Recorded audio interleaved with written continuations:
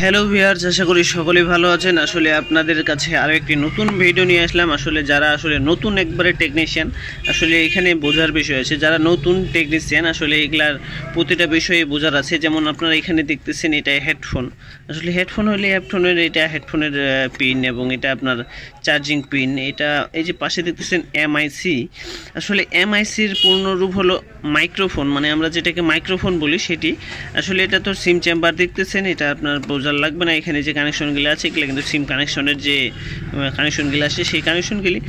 এখানে দেখতেছেন মেমোরির যে চেম্বারটি আছে, এখানে মেমোরি চেম্বারের যে কানেকশন, এইগুলো কিন্তু মানগুলো আমরা এখান থেকে মনে করি যে লাইনটি মিস্টেক হয়ে গেছে, এই মানটি এখান থেকে যদি মান না দেখায়, যদি এই মানটি যদি এখানে থাকে তাহলে কিন্তু সেটি আপনি এখান থেকে অলরেডি একটা তার দিয়ে জাম্পার করে দিলেও সেটি সমাধান হবে।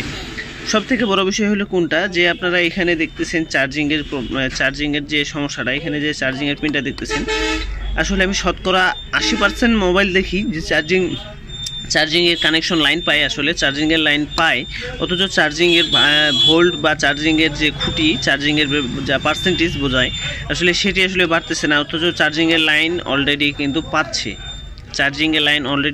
কিন্তু চার্জিং বাড়তেছে না।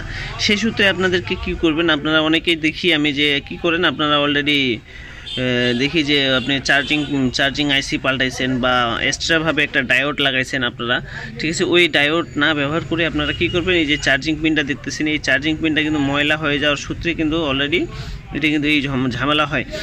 যাই হোক, আপনাদের বুঝতে হবে যে আসলে এটা যেহেতু চার্জিং পিন, আসলে চার্জিং আইসি কোনটা সেটি বুঝতে হবে। আসলে হচ্ছে চার্জিংয়ের কোন আইসিটা হয়। এই যে দেখতেছেন এখানে 3টা করে 6টা পা, চার্জিং আইসির পাশে কিন্তু একটা ডায়োড থাকবেই, ঠিক আছে, এই ক্যাপাসিটারের যে সাদা প্লাগ। এবং এটি আপনার বুঝতে পারলেন যে এটা চার্জিং আইসি, আসলে এটা ভাইব্রেটের যে কানেকশনটি ভাইব্রেট, হ্যাঁ, এখানে এমওটি থাকে, যেটা মোটরের জন্য কানেকশন, আসলে এটা এমওটি থাকে।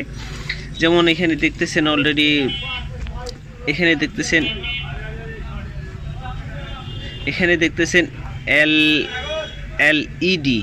এলইডি বলতে বুঝে নেবেন যে এলইডি মানে লাইট। আসলে লাইটটি যে এইখানে দেখুন, আপনাদেরকে এই ক্লাস সেকশন বুঝতে হবে এইভাবে যে আসলে এইখানে যে দেখতেছেন, এইখানে হলো এটি হলো মেন আইসি, যেটাকে আমরা সিপিইউ বলি, ঠিক আছে ভিউয়ার্স।